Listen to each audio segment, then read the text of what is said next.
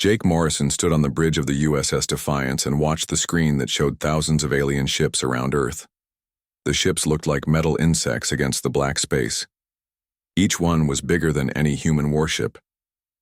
Jake counted, at least 12,000 enemy vessels. His hands gripped the metal rail as he studied the display. The communication system made a soft beep.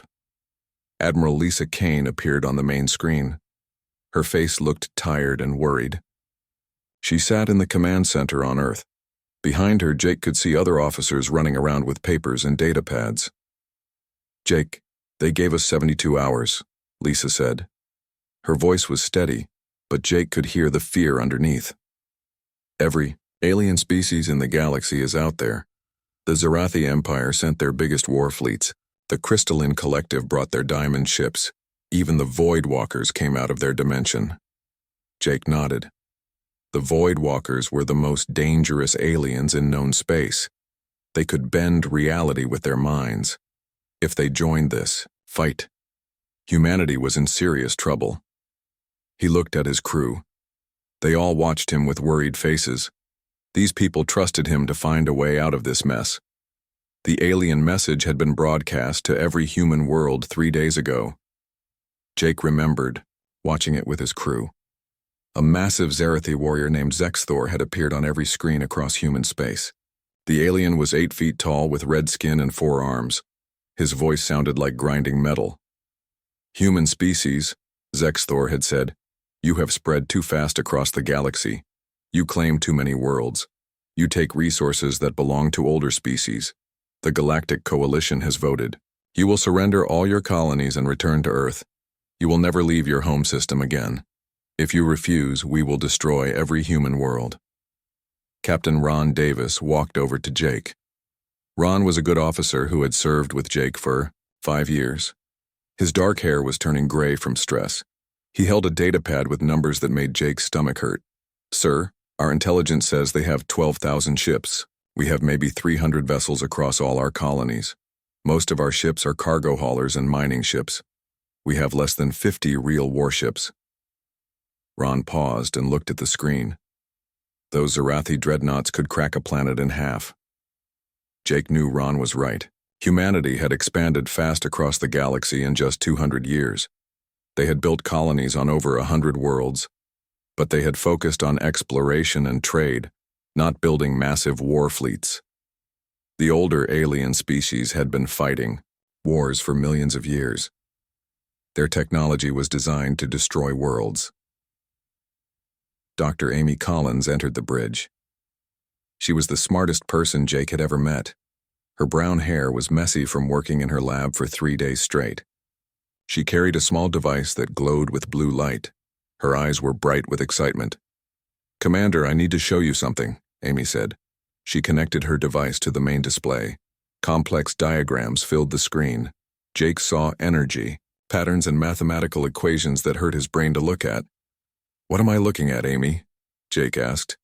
"The answer to our problem," Amy replied. She touched the screen and the diagrams changed. "This is the quantum lock drive. I have been working on it for 5 years. We can change the basic nature of reality around our ship."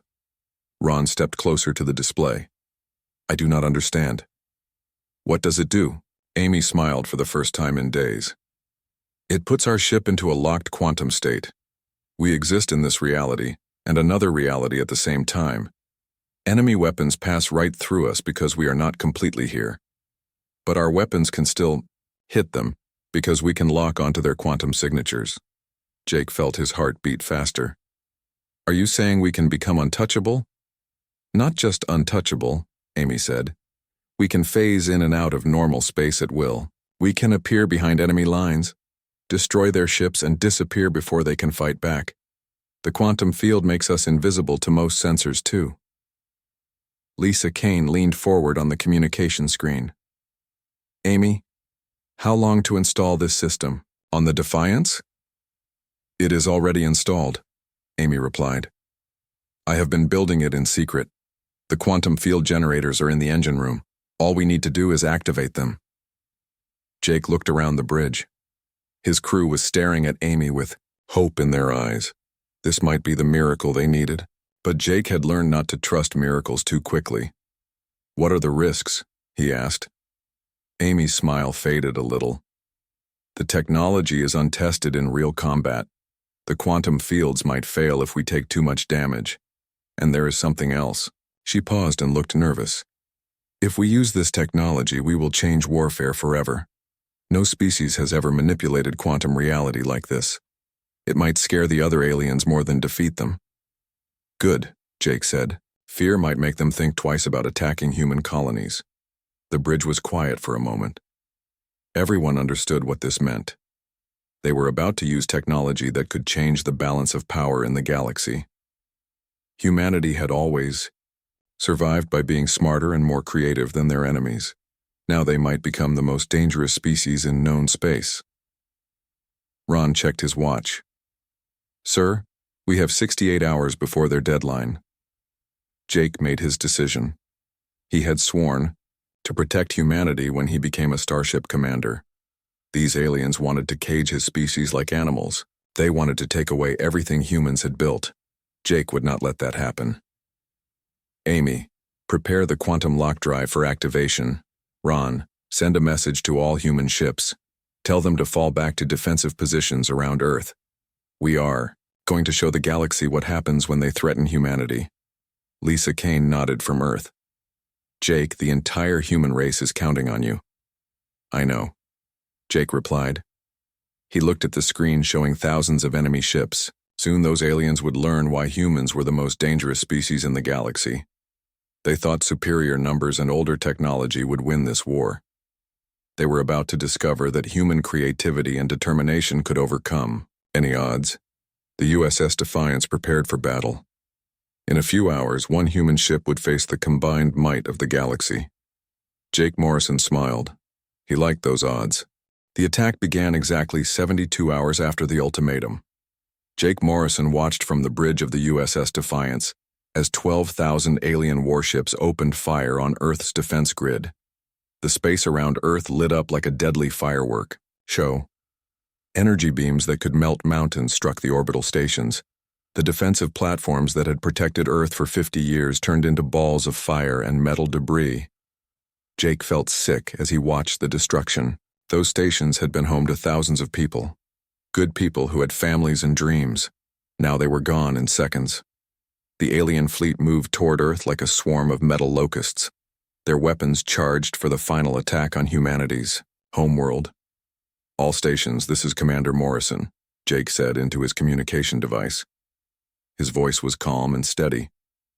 "Today we show the galaxy what humans can do when they fight for survival." Dr. Amy Collins sat at her control station. Her hands moved across the quantum field controls. Blue lights flickered across her display as the most advanced technology in human history came online. She had spent 5 years creating something that should not exist according to known science. "Quantum lock drive ready, Commander," Amy reported. "All field generators are stable. We can phase shift on your command." Jake looked at his crew. These brave men and women had volunteered to test untried technology against impossible odds. They could all die in the next few minutes if the quantum fields failed. But they were ready to risk everything for their species. "Activate the quantum lock drive," Jake ordered. The USS Defiance began to shimmer like heat waves rising from hot ground. The ship became translucent as quantum fields surrounded the hull. Jake felt a strange tingling sensation as his body existed in two realities at the same time. The bridge looked normal, but everything felt different. Colors seemed brighter, and sounds were muffled. Captain Steve Parker watched from his ship, the cruiser Houston. He was leading the human defense fleet from a position near Earth's moon. His sensors showed the Defiance appearing directly in the path of the alien armada. Steve thought Jake had lost his mind. "Morrison, what are you doing?" Steve shouted into his communication system. "Get out of there. You are flying straight into their main battle line." But Jake did not respond. The Defiance moved forward like a ghost ship toward the alien fleet. The Zerathi dreadnought saw the lone human vessel approaching. They opened fire with plasma cannons that could crack planets. Beams of pure energy that burned hotter than stars struck the Defiance. The energy beams passed right through the ship, without causing any damage. The Defiance continued forward, as if the most powerful weapons in the galaxy were just colored lights. Jake smiled as he watched the alien weapons fire harmlessly through his ship. "Impossible," Captain Steve whispered from the Houston. "Those plasma cannons just went right through them." The crystalline collective ships joined the attack. Their diamond hulls focused energy beams that could cut through any known material. The focused light struck the Defiance and passed through, like the ship was made of air. The aliens had never seen anything like this in millions of years of warfare. Ron Davis monitored the ship's systems. All readings showed normal. The quantum fields were holding perfectly. The Defiance existed in a locked quantum state that made them untouchable while keeping their weapons fully functional. "Target the nearest Zarathi battleship," Jake ordered.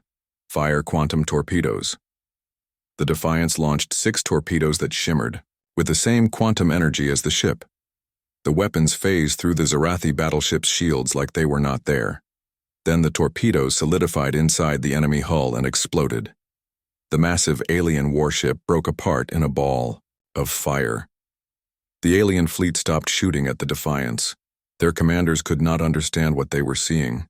A single human ship had just destroyed one of their most powerful vessels, while taking no damage from weapons that should have vaporized it. Amy Collins monitored the quantum fields from her station. "Commander, the system is working better than I hoped. We can phase in and out of normal space at will. Their targeting computers cannot get a lock on us because we keep shifting between realities." Jake ordered another attack. The Defiance moved through the alien formation like a shark through a school of fish. Every shot from their weapons destroyed an enemy ship. The aliens could do nothing to fight back. Their most advanced technology was useless against quantum manipulation. The Voidwalker ships tried to use their reality-bending powers. These ancient beings could warp space and time with their minds. They had never lost a battle in 10 billion years. But their attacks could not affect a ship that existed partially outside normal reality. The quantum lock protected the Defiance from weapons that worked by changing the laws of physics. Within 2 hours, the Defiance had destroyed over 200 alien vessels. Ships that had taken decades to build were reduced to scrap metal by a single human warship. The galaxy's most powerful fleet was being defeated by technology they could not understand or fight. Admiral Lisa Kane watched the battle from Earth's surface. Her communication screen showed reports from across the solar system. Human colonies that had expected to die were now celebrating. The impossible was happening before their eyes. "Jake, how many ships have you destroyed?" Lisa asked. 200, and counting, Jake replied. His voice sounded tired but determined. "Amy, how are the quantum fields holding up?" "Perfectly stable," Amy reported. "We could keep this up for days. The aliens are starting to retreat from our position." Indeed, the alien fleet was breaking apart. Zarathi commanders who had conquered hundreds of worlds were ordering their ships to fall back. The crystalline collective vessels were fleeing toward the outer system. Even some of the Voidwalker ships were disappearing into other dimensions. Captain Steve Parker could not believe what he was seeing. "Command, the alien fleet is retreating. One ship, one single human ship, has scattered an invasion force of 12,000 vessels." But Jake knew this was just the beginning. The aliens would regroup and bring more ships. They would study what happened here and try to find weaknesses in the quantum lock technology. Humanity needed to press their advantage while they had it. "Amy, can we install quantum field generators on other ships?" Jake asked. Amy smiled. "I've been working on portable units. We can retrofit our entire fleet with quantum lock drives. Give me a week and every human warship will be untouchable." Jake looked at the retreating alien fleet. They had come to destroy humanity and enslave the survivors. Instead, they had witnessed the birth of a new kind of warfare. Quantum manipulation would change everything. The species that had ruled the galaxy for millions of years were about to learn what it felt like to be helpless. News of the impossible battle spread across the galaxy faster than light communication could carry it. On worlds that had existed for millions of years, alien leaders watched recordings of the battle with growing fear. The most powerful fleet ever assembled had been defeated by a single human warship using technology that should not exist. Jake Morrison stood in the engineering bay of the USS Defiance watching Dr. Amy Collins work on quantum field generators. She had not slept in 3 days. Her team of engineers worked around the clock building portable quantum lock drives. These devices would change the balance of power in the galaxy forever. Lieutenant Beth Adams ran onto the engineering deck.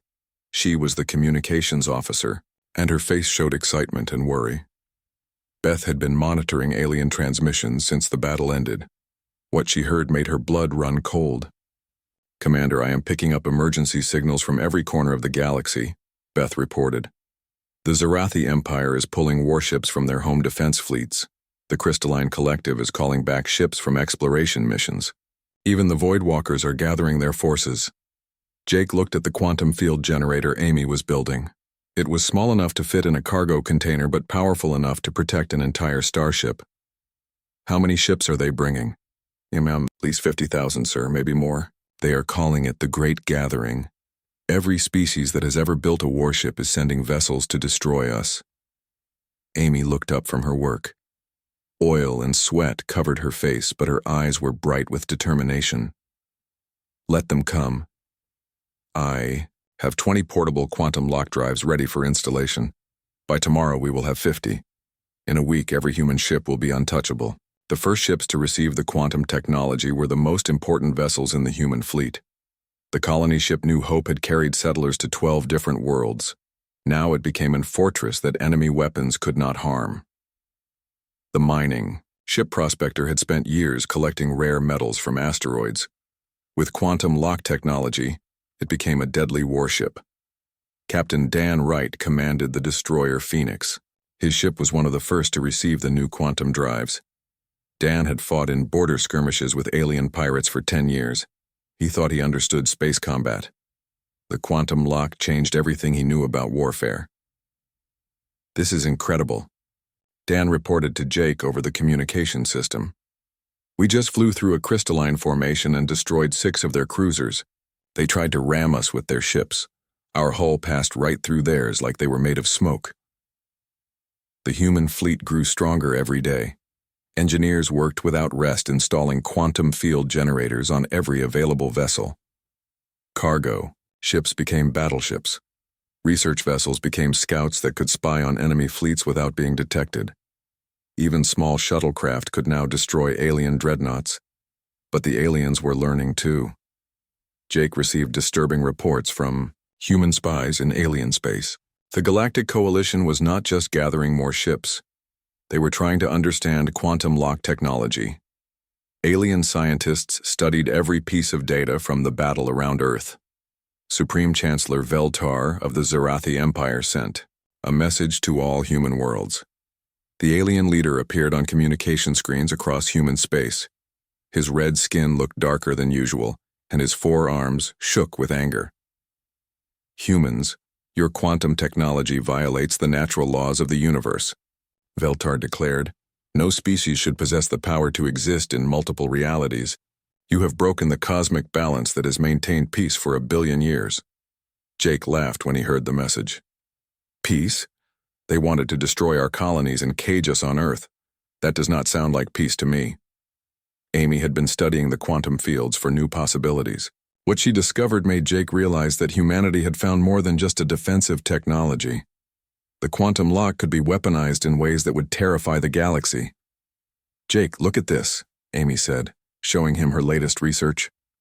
"We can use quantum manipulation to do more than just phase our ships. We can create quantum bombs that explode in multiple realities at once. We can build quantum communication systems that work instantly across any distance. We might even be able to manipulate time itself." The possibilities were endless and frightening. Humanity had stumbled onto technology that could remake the universe. They had gone from a young species facing extinction to the most powerful force in known space. But power came with responsibility, and Jake wondered if humans were ready for such responsibility. Captain Lisa Grant commanded the cruiser Liberty. Her ship had just received quantum lock technology, and she was testing it against alien patrol fleets near the border colonies. What she found shocked her. "Command, this is Captain Grant," she reported. The aliens are not even trying to fight anymore. Entire Zarathi battle groups are retreating when they detect our quantum signatures. Their warriors are afraid of us. This was something Jake had not expected. The Zarathi were proud fighters who had conquered half the galaxy through strength and courage. If they were running from human ships, it meant the psychological impact of quantum lock technology was as powerful as its military applications. But not all aliens were retreating. The Crystalline Collective attempted to negotiate. Their harmonic message reached Admiral Lisa Kane on Earth. The crystalline beings communicated through sound frequencies that created beautiful music. The message was simple but shocking. Humans, we acknowledge your technological supremacy. Our species has existed for 50 million years. In all that time, we have never seen technology that manipulates the basic structure of reality. We offer our surrender if you will spare our worlds. Jake could not believe what he was hearing. An entire alien civilization was offering to surrender after seeing just a few demonstrations of quantum lock technology. The Crystalline Collective had been one of the most advanced species in the galaxy. Their crystal ships were beautiful and deadly. Now they were begging for mercy from humans. The most surprising message came from the Void Walkers. These ancient beings had existed since the galaxy was young. They had seen the rise and fall of countless civilizations. Their leader, known as the Prime Consciousness, sent a message that changed everything. Humans of Earth, we have watched your species since you first looked at the stars. In 10 billion years of existence, we have never encountered beings capable of manipulating quantum reality as you do. Your technology surpasses even our mastery of space and time. We offer our knowledge and service to your species. Jake Morrison realized that humanity had become something unprecedented in galactic history. They were not just another species with advanced weapons. They had developed technology that older civilizations considered impossible. The galaxy was not just facing a new military power. They were confronting a species that could rewrite the rules of existence itself. The great gathering of alien fleets was still approaching human space.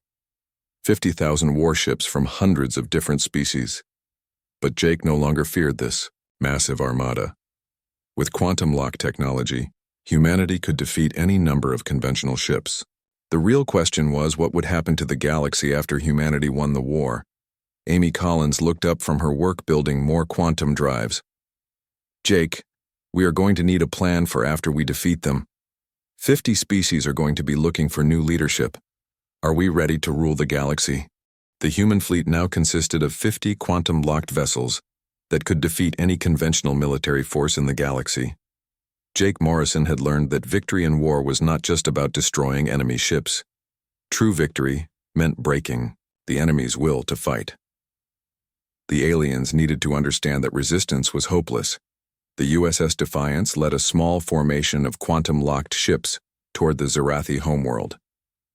This ancient planet had been the center of a military empire for 3 million years.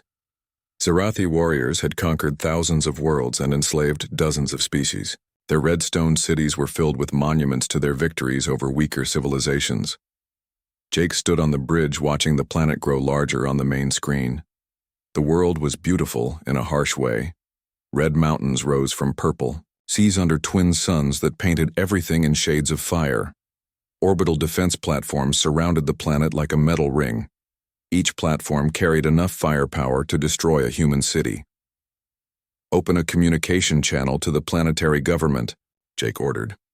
Lieutenant Beth Adams activated the transmitters. The face of General Krathul appeared on the screen. The Zarathi military commander was 8 feet tall with battle scars across his red skin. His forearms were covered in armor that had protected him through 100 battles. Human Morrison, you dare come to the sacred homeworld of the Zarathi Empire? Krathul snarled. Our defense platforms will turn your ship into molten metal. Jake smiled calmly. General, I am giving you 1 hour to evacuate your orbital defense platforms. After that, they will be destroyed. The Zarathi general laughed. It sounded like metal grinding against stone. 1 human ship against the most powerful defenses in the galaxy? You are either very brave or very stupid. You will find out which in 1 hour, Jake replied and closed the communication channel. The Zarathi had built their orbital defenses over centuries. The platforms were armed with plasma cannons that could crack planets. Energy shields protected them from any known weapon. The platforms had never been defeated in 3 million years of warfare. General Krathel was confident they would destroy the human ship easily. 1 hour later, the USS Defiance opened fire. Quantum torpedoes phased through the energy shields like they were made of air. The weapons materialized inside the defense platforms and exploded. Within minutes, orbital fortresses that had protected the Zarathi homeworld for millennia were nothing but expanding clouds of debris. General Krathul watched his invincible defenses die from the surface of his world. For the first time in his life, the proud Zarathi warrior felt true fear. His people had always been the hunters. Now they were the prey. Captain Lisa Grant commanded the quantum-locked cruiser Liberty in the same star system. She watched Zarathi battle fleets flee from her single ship. These were the same warriors who had terrorized the galaxy for millions of years. Now they ran like frightened children from one human cruiser. "Command, this is Captain Grant," she reported to Jake. "The entire Zarathi home defense fleet is retreating. They are not even trying to fight. I count over 300 ships fleeing the system." Jake was not surprised. Word of quantum lock technology had spread throughout alien space. Every species now knew that human weapons could pass through any defense while human ships could not be harmed by conventional weapons. The psychological effect was devastating to alien morale. The Crystalline Collective tried a different approach. Their ships were works of art made from living crystal that could think and feel. These beings communicated through harmonic frequencies that created beautiful music. They sent their most skilled diplomats to negotiate with humanity. Admiral Lisa Kane received the crystalline delegation on Earth's moon. The alien beings looked like walking gemstones that sparkled with inner light. Their leader was called the Song of Stars, a crystal entity that had lived for 10,000 years. "Admiral Kane, we offer our complete surrender to the human species," the Song of Stars said. Its voice sounded like wind chimes in a gentle breeze. "We have studied your quantum technology and concluded that resistance is impossible. What are your terms for peace?" Lisa was shocked by how quickly the Crystalline Collective was willing to give up. These beings had been spacefaring when humans were still living in caves. Their civilization had survived the rise and fall of dozens of galactic empires. Now they were ready to submit to a species that had only reached the stars 2 centuries ago. "We do not wish to rule your species," Lisa replied. "We only want to be left alone to build our colonies in peace." The Song of Stars sparkled with what might have been relief.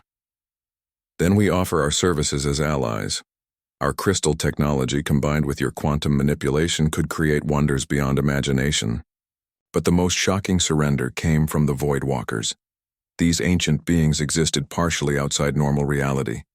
They had been old when the galaxy was young. Their powers could bend space and time itself. No species had ever challenged the Void Walkers and survived. The Prime Consciousness materialized on the bridge of the USS Defiance. Jake felt the air grow cold as reality twisted around the ancient being. The entity appeared as a figure made of living shadow surrounded by stars. Its voice sounded like the echo of dying suns.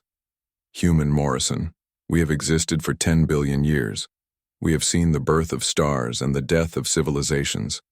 In all that time, we have never encountered a species capable of manipulating quantum reality as yours does." Jake tried to hide his nervousness.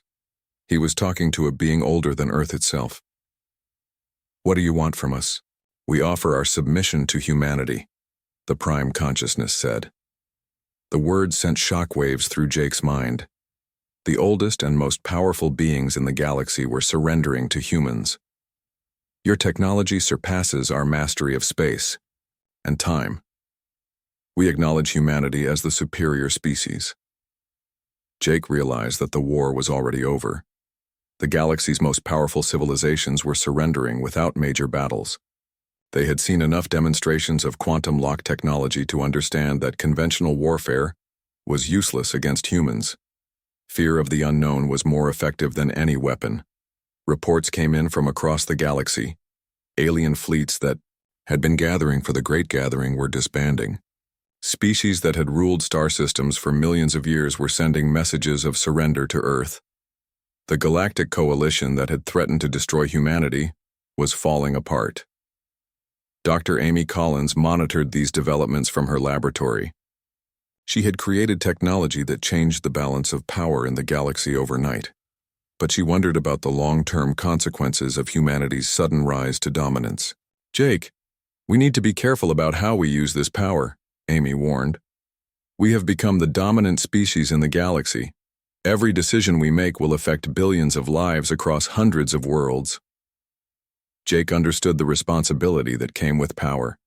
Humanity had gone from facing extinction to ruling the galaxy in a matter of weeks.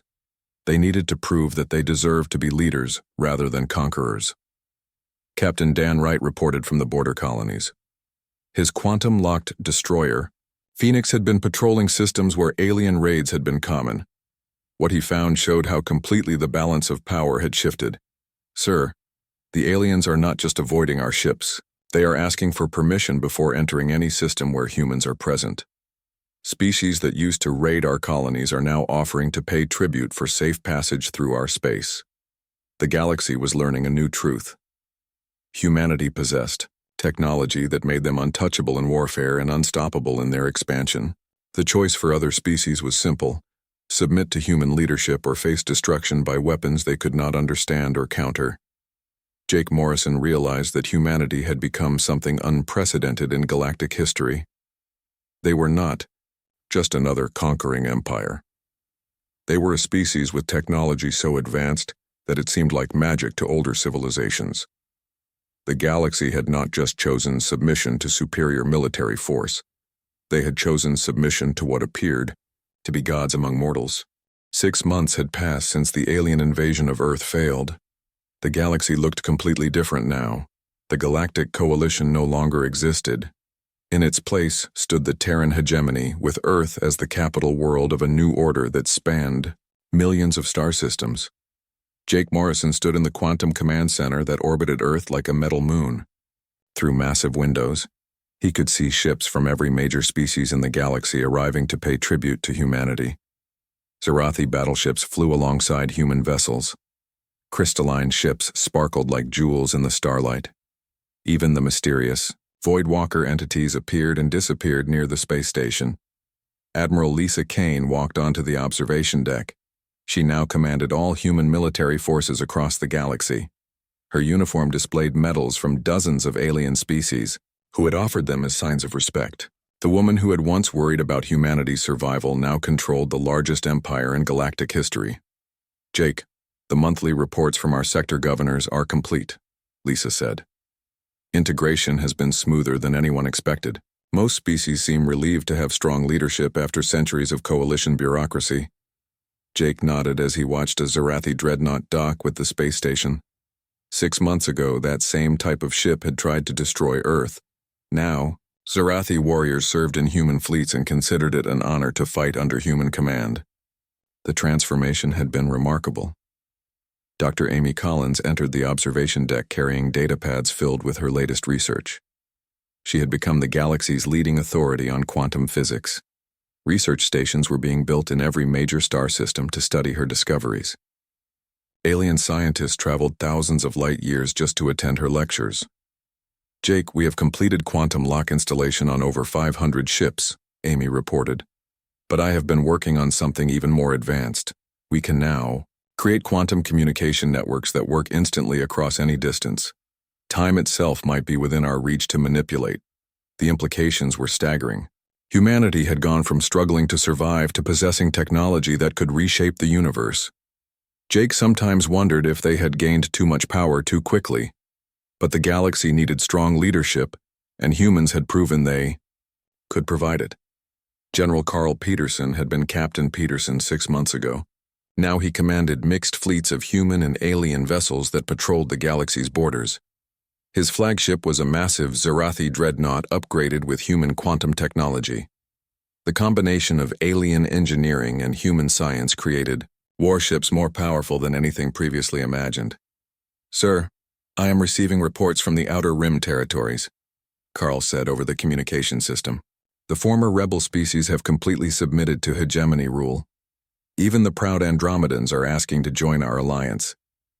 Jake was amazed by how eagerly alien species wanted to join the human empire. These civilizations had fought for independence for thousands of years. Now they competed to prove their loyalty to humanity. Fear of quantum weapons had evolved into genuine respect for human leadership. Captain Helen Brooks governed the former capital world of the Zarathi Empire. The planet that had once been the center of a military dictatorship was now a peaceful member of the Terran hegemony. Zarathi warriors worked alongside human engineers to build new cities and spaceports. Governor Brooks reporting, Helen said during the weekly leadership meeting. Integration continues ahead of schedule. The Zarathi have adapted to human governance better than expected. They respect strength, and we showed them strength beyond their comprehension. Jake had worried that governing alien populations would be difficult. Humans had no experience ruling other species, but the transition had been surprisingly smooth. Most aliens seemed grateful to have clear leadership after centuries of political chaos in the old Galactic Coalition. The Crystalline Collective had become humanity's closest allies. Their harmonic computing abilities worked perfectly with human quantum technology. Dr. Amy Collins collaborated with crystalline scientists to create wonders that neither species could have achieved alone. Their combined research was advancing technology at an incredible rate. The Song of Stars visited the Quantum Command Center regularly.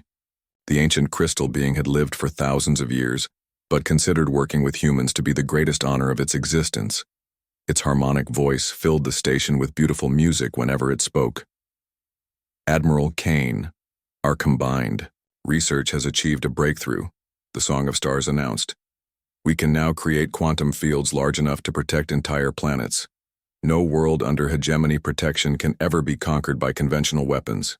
Even the mysterious Voidwalkers had become valuable allies. These ancient beings shared knowledge that helped humans understand the deeper mysteries of quantum reality. The Prime Consciousness often visited Jake to discuss the philosophical implications of their new technology. Human Morrison, your species has achieved something remarkable, the ancient entity said during one of their meetings. You have not just conquered through superior firepower, you have united the galaxy through a combination of strength and wisdom. Lesser species would have used quantum technology to destroy their enemies. Humans chose to offer partnership instead. Jake felt proud of how humanity had handled their sudden rise to power. They could have used quantum weapons to destroy alien worlds and enslave the survivors. Instead, they had chosen to build a galactic government based on cooperation and mutual respect. Former enemies had become valued allies. The transformation of galactic civilization was visible everywhere. Trade flowed freely between worlds that had been at war for centuries. Alien scientists worked together on projects that benefited everyone. Human colonies expanded rapidly as new worlds were opened for settlement. The galaxy was more peaceful and prosperous than it had been in millennia. But Jake never forgot the lesson of humanity's rapid rise to power. During a ceremony celebrating the first anniversary of the Terran hegemony, he addressed representatives from hundreds of species. His words were broadcast to every inhabited world in the galaxy. We became the dominant species not because we sought power, but because we never stopped pushing the boundaries of what was possible. The galaxy chose submission to humanity, not from fear alone, but because we offered something the old coalition never could: leadership that creates rather than destroys. Dr. Amy Collins continued her research in her laboratory. She was already working on technologies that would make quantum manipulation seem simple by comparison. Humanity had proven that a young species with creativity and determination could surpass civilizations that had existed for millions of years. The galaxy watched and learned. The species that had once planned to destroy humanity now looked to them as the leaders who would guide all intelligent life toward a future of unlimited possibilities. The quantum-locked battleship had done more than win a war. It had transformed the galaxy into something better than it had ever been before. Jake Morrison stood at the observation windows watching ships from 1,000 worlds dock at his space station. Humanity had faced extinction and chosen to fight. With technology so advanced it seemed like magic. The galaxy had faced that quantum-locked battleship and chose submission. But what they had really chosen was a future where cooperation replaced conquest and wisdom guided strength. The age of human dominance had begun, not with destruction, but with the promise of wonders yet to be discovered. The galaxy had never been in better hands, and the best was yet to come.